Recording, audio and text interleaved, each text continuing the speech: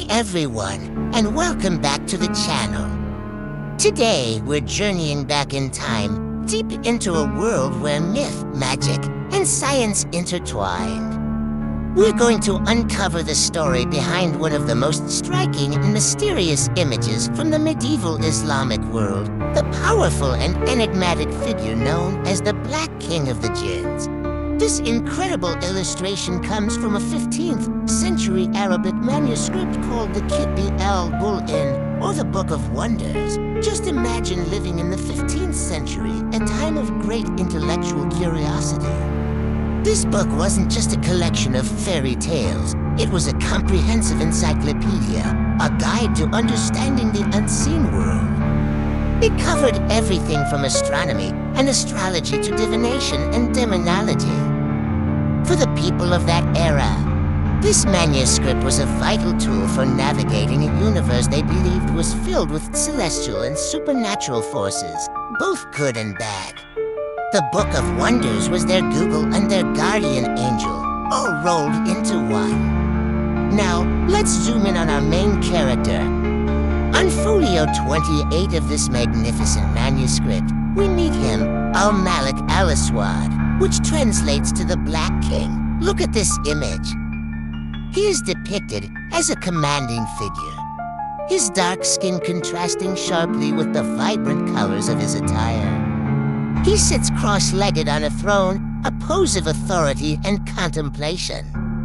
Notice the details. He holds a severed head in one hand and a formidable sword in the other. Flames lick at his ankles, and his head is crowned with two fearsome, horned dragon-like heads. This isn't just a random monster. Every single element in this painting is packed with meaning. It's a visual language designed to communicate his power, his domain, and his very nature. So who are the jinns, or as you might know them, genies? In Islamic folklore, jinns are supernatural beings created from a smokeless fire. They exist in a world parallel to our own and seen by most humans. Like us, they have free will. They can be good, evil, or neutral. They form communities, have families, and live lives that mirror our own in complexity. The Quran itself speaks of jinns, acknowledging their existence and their place in the cosmic order. They are a fundamental part of a rich and ancient tradition, far more complex than the wish-granting genies we see in modern cartoons. They are forces of nature, spirits of the desert, and powerful entities to be respected and, at times, feared. And among these powerful entities, Al-Malik Al-Aswad was a king. The Book of Wonders describes him as one of the 7 Jinn kings who rule over the days of the week. The Black King, specifically, is the ruler of Saturday. This connection is crucial. In the cosmology of the time, Saturday was associated with the planet Saturn. And what was Saturn known for? Melancholy, limitations, old age, and profound, sometimes difficult, wisdom. As the king of Saturn's day, Al-Malik Al-Aswad embodies these very qualities. He wasn't just a random, scary figure. He was a personification of one of the universe's fundamental forces. Let's break down the symbolism in his portrait, because this is where it gets really interesting. The severed head he holds isn't just for shock value. It symbolizes his dominion over life and death, his ultimate authority. It's a stark reminder of his power and the finality he represents. The sword, often a symbol of justice and power, reinforces his role as a ruler and a warrior, one who enforces his own laws in his own realm. He is not a being to be trifled with. Now, look at the flames around his ankles. This isn't just decoration. It directly links him to his origin, that smokeless fire from which all jinns are said to be created. It's a visual signature of his supernatural, fiery nature. And what about those incredible heads sprouting from his own? These aren't just monstrous features. They represent his immense power and perhaps his multiple facets. In some interpretations, such dual heads can symbolize a vast, all-seeing knowledge or a dual nature capable of both creation and destruction. He is a complex being, embodying the profound and often contradictory aspects of the planet Saturn he represents. It's important to understand how people in the 15th century would have used this image.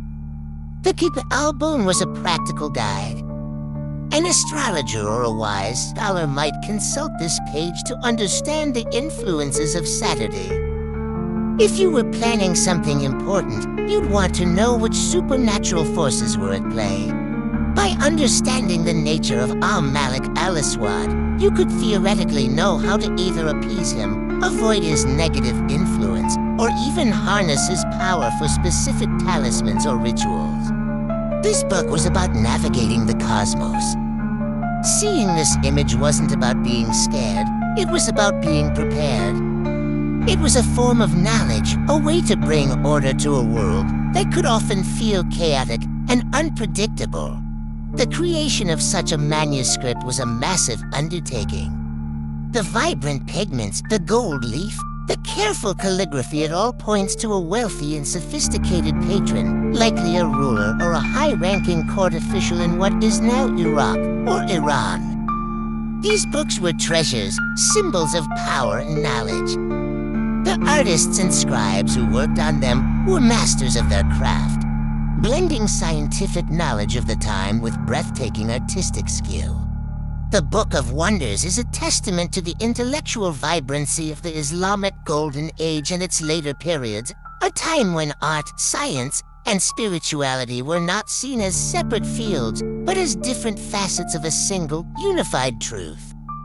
So when we look at the Black King of the Jinns today, we're not just looking at a fantasy illustration. We're looking through a window into a different worldview. We're seeing a magnificent piece of art that encodes a complex system of belief about the universe. It tells a story of how people long ago sought to understand their place in the cosmos, to map the unseen forces they believed shaped their destinies, and to give a face to the powerful, mysterious energies of the world around them. Al-Malik al-Aswad is more than a monster. He is a king, a cosmic force, and a stunning work of art that continues to captivate us centuries later.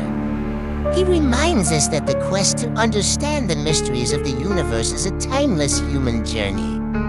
Thank you so much for joining me on this deep dive into the Book of Wonders. See you next time.